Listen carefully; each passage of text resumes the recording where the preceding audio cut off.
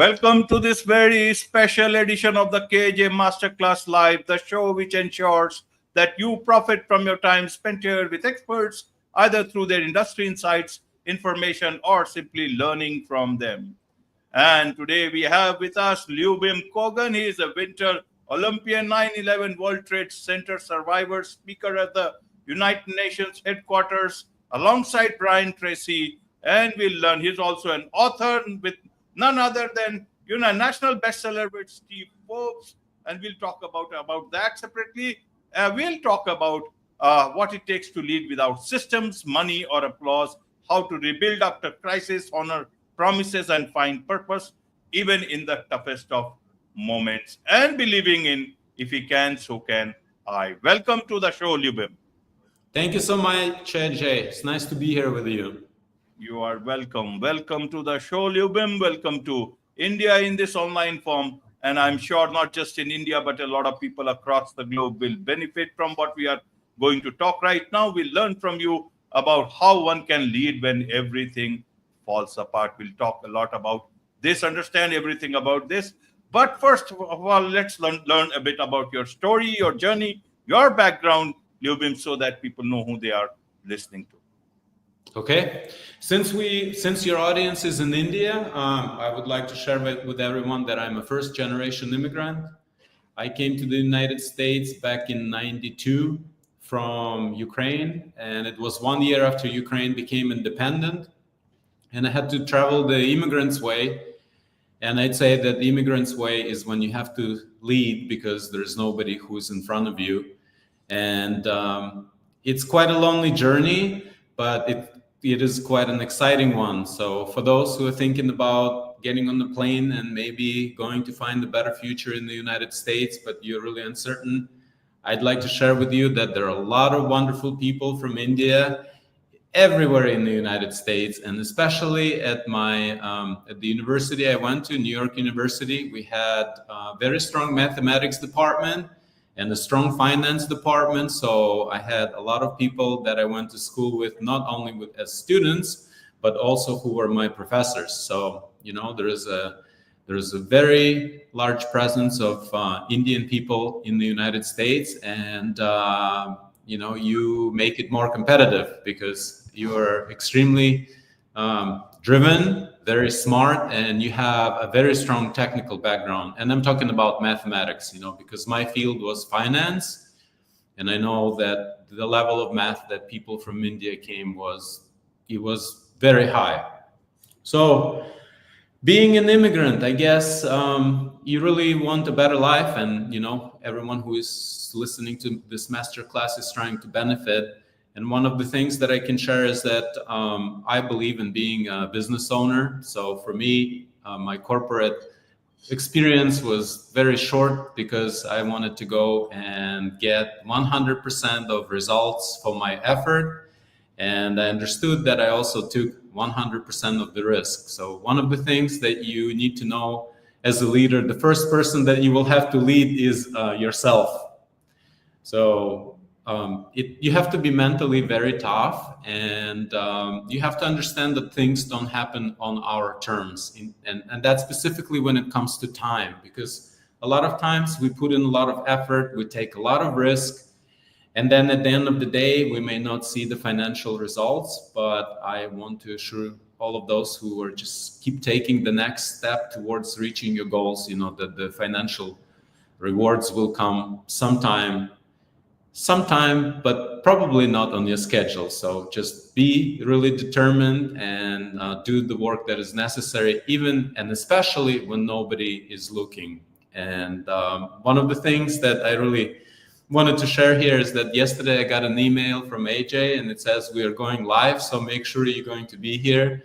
And yesterday I was sitting in the backstage waiting for you to come on, and then I saw a message from another show saying, I'm sorry, I'm running late. So, sometimes little hiccups happen, but you just gotta go with it.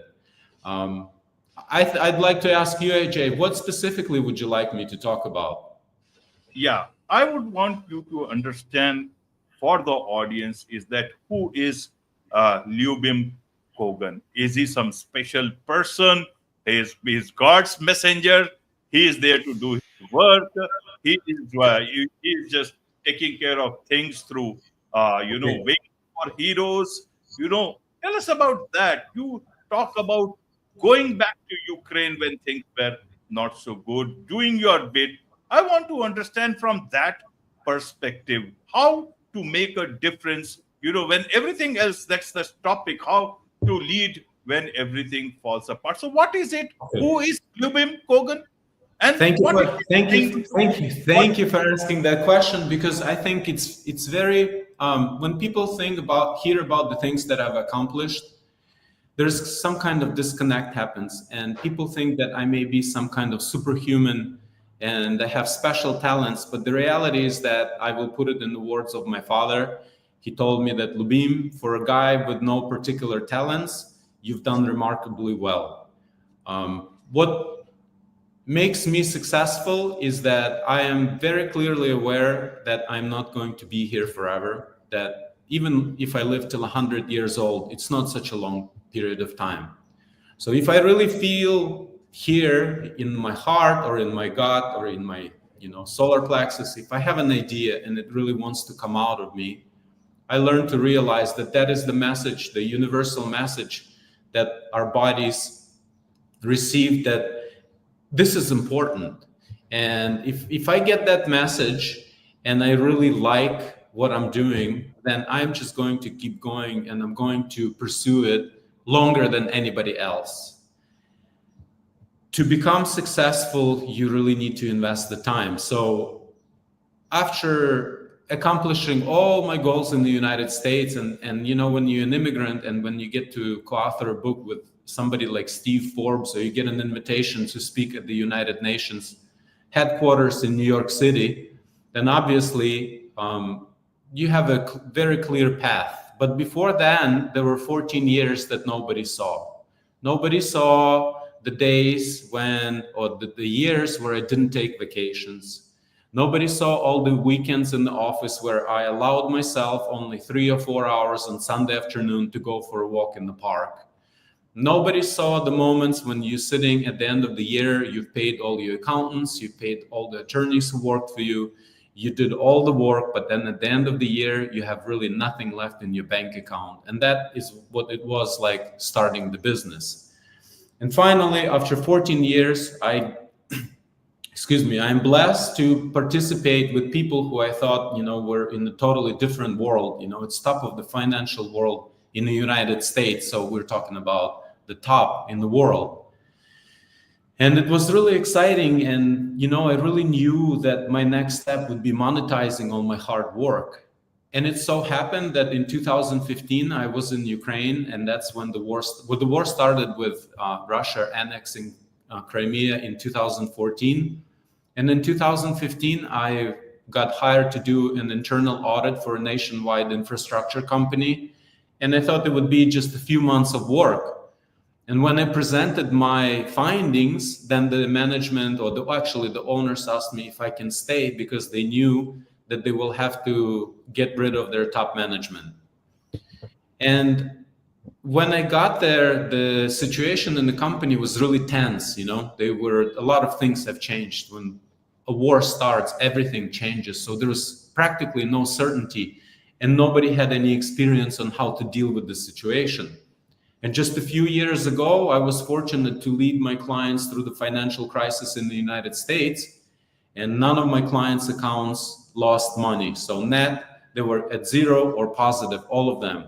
And that was for 2007, 2008, it was a big deal. And I learned how you have to manage people when they're completely, when they're scared. It's a very different situation when you have a lot of people who are motivated and they want to do the work. So they looked at me like they lost hope. And AJ, when you're in a situation like this, it's really hard to say no to people. And I agreed to lead without understanding what I was getting myself into until a few months, or maybe even a year later. That the situation was so difficult and so stressful that by knowing completely what it was, I don't think I would agree. But now, here is the situation when you make a commitment and a lot of people depend on you. I'd say we were walking through a really dark tunnel, and we didn't see the end at all. But imagine if you're going through a tunnel, a dark tunnel, you cannot see anything, and you're the first person. So if you stop, that everybody starts piling on top of you. So basically, I just kept telling myself, we have to make the next step. We have to live through the next day.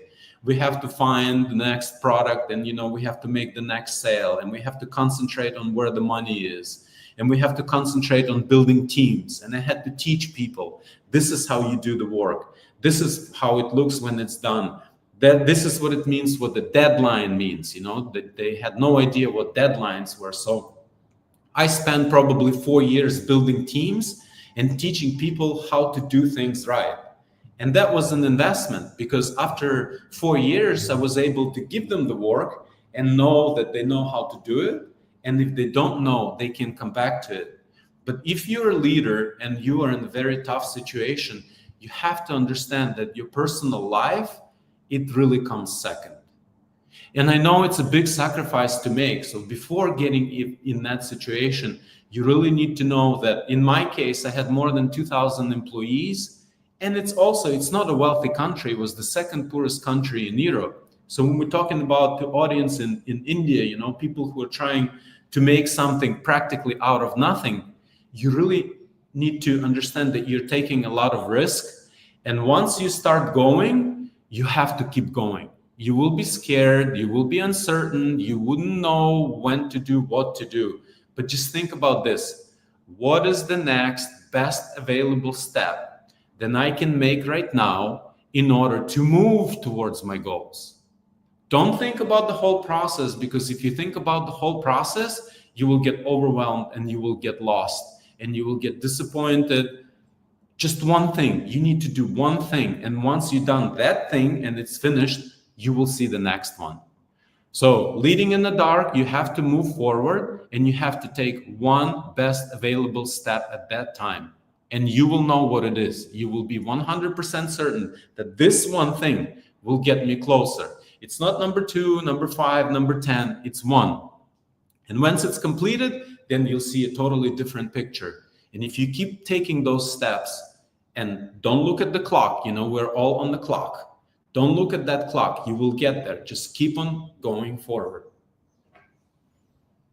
Absolutely. Absolutely, Lyubim. So tell us about, how did this Wings for Heroes happen? And that too, helping amputees and deaf veterans rediscover purpose through flight. Means there's nothing you have done. Wall Street, writing, Smith, Steve Forbes, Winter Olympian, everything you have done. And now this Wings for Heroes, social work. I don't know whether I should categorize it into social work. You are actually giving wings to so many things. This is like giving new life to a lot of people, new life and hope. Tell us about how did this happen? So I was in Ukraine. I was working. We were at one of our gas stations that was right by the highway. And I saw a guy rolling out in a wheelchair without 2 legs. And he went towards the highway. And I noticed that, I know there is no pathway to walk and forget about being there with the wheelchair. So I noticed that he rolled off and I went on with my work. But then about 15, 20 minutes later, we had a huge thunderstorm that came in. Lightning, strong winds started pouring, it was a huge downpour. And one of the good things when you work for an infrastructure company, you have all kinds of cars that you want. So I called the garage and I said, look, I need a pickup truck here now. And a driver came with the car and we followed, in the direction where that guy rolled. And we found him on the side of the road. He was all splashed, by big trucks, and he was trying to make it for, I don't know where he was going. He could not make anywhere, he was in the middle of the highway. So we put his wheelchair in the car and we put him in the car, and he was in really bad shape. Like under the clothes, you saw that there was a body that was leaving this earth. It was very clear that there was no energy left. So we drove him where he wanted to go, got him some cigarettes, some food. And I really think that it was the last act of kindness that he saw on this planet. And I'm pretty sure that he died really soon because he was in a bad shape. So fast forward 5 or 6 years when the full-scale invasion started, and we really have a lot of amputees in Ukraine right now. It was 50,000 last summer. So in the first 2 years, they got 50,000 amputees. And I saw a young girl, teenager, walk out on a new prosthetic leg in the middle of a packed stadium. And she said, they can take our land and they can take part of my body, but they're not going to break me. And that moment, really, the whole stadium blew up. And right there, I said, I'm done thinking. I have to do something about it. I am a paragliding pilot. I'm a professional pilot. I can fly paragliders, those things, you have plastic thingy above your head, no fuselage. And I remember flying the first time, I forgot everything. I was so scared.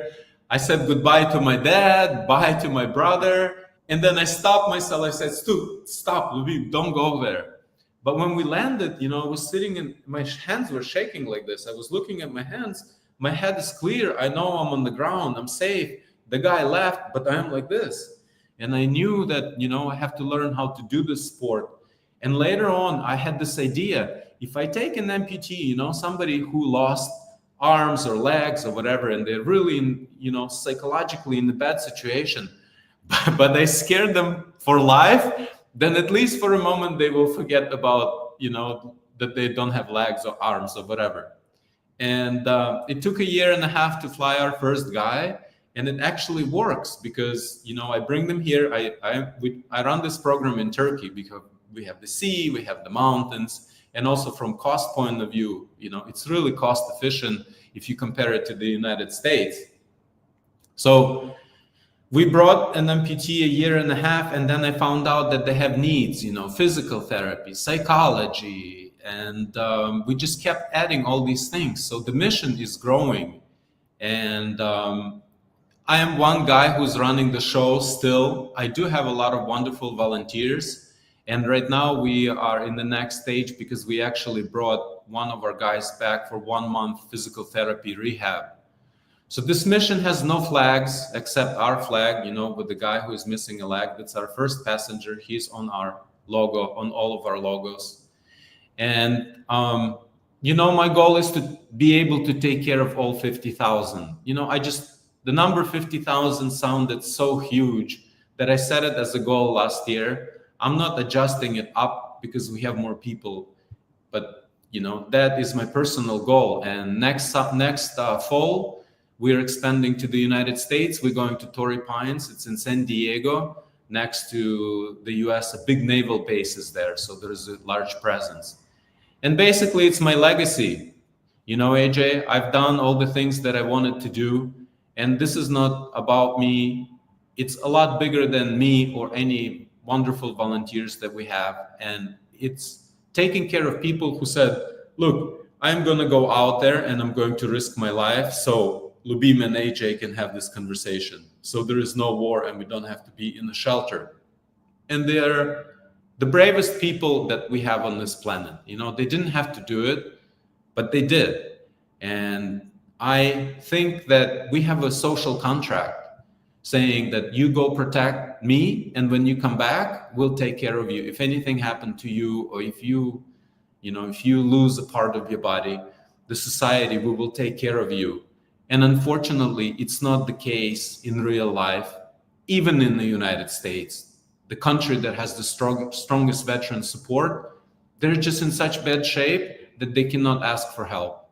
So I'm just a guy who I could not look away.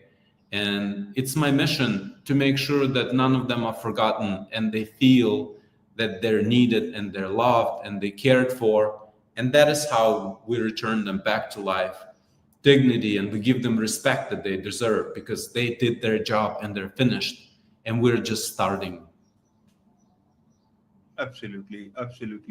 Lyubim, in a nutshell, what is your message to the people, to all the people that you are impacting, as well as who want to help but do not know how to? Okay, I learned this from Red Cross. There are only 3 ways that you can help. If you want to help in any case, number 1, you can donate blood, because there's always a huge shortage of blood.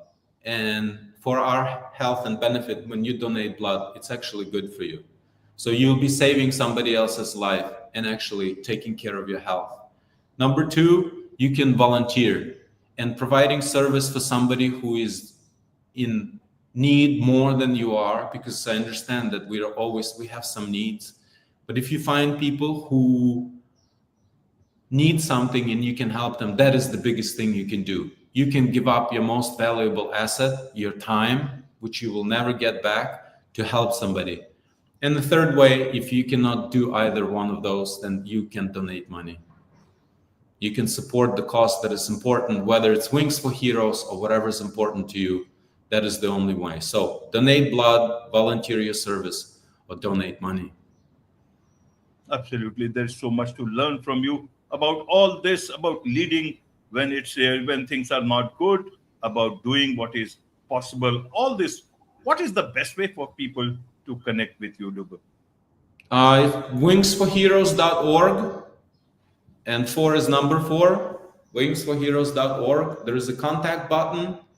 So if you press that contact button, it will go directly to me. Please write that you've heard us on AJ's show, so I know where it's coming from. And, I will look for your listeners. And if there's something that I can help you with, whether you're immigrating, starting a business, or whatever, I will talk to you.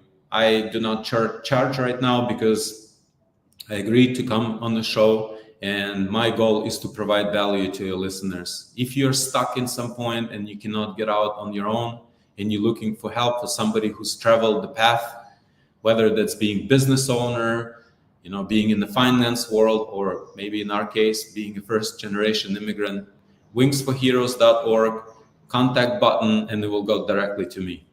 And make sure that you write that it came from AJ's Masterclass, so I know. Wonderful. With this, it's a wrap on this very special edition of the KAJ Masterclass Live. Thank you so much indeed for joining us. Thank you.